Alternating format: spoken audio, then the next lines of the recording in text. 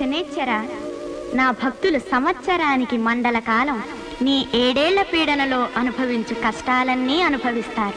నా భక్తులు సాత్వికాహారంతో ఏకభుక్తం చేస్తారు. సుఖాలు విడిచి కటిక నేల మీద శయనిస్తారు. ఉభయ సంధ్యలలోనూ పన్నీటికి బదులు చన్నీటి స్నానాలు భక్తి శ్రద్ధలతో ఆచరిస్తారు. నీకిష్టమైన రంగు నలుపు కదా. నల్లని వస్త్రాలు ధరించి పాదరక్షలు విడిచి నఖకేశ సంస్కారాలు మాని మాలధారణతో దీక్షాబద్ధులై స్వీయ ఉనికిని కోల్పోయి స్వాములుగా పిలువబడతారు. నీవు చెప్పిన కష్టాలన్నీ భక్తితో ఆనందంగా ఆచరిస్తారు. కఠోరమైన బ్రహ్మచర్య వ్రతాన్ని అవలంబించి స్వామియే శరణమయ్యప్ప అని శరణుఘోష చేస్తూ అడవుల వెంబడి పాదచారులై నా దర్శనార్థం వస్తారు. అటువంటి నా భక్తులను నీవెప్పుడూ పట్టి పీడించరాదు. శుభయోగములనే కలిగించాలి. ఇది నా ఆజ్ఞ.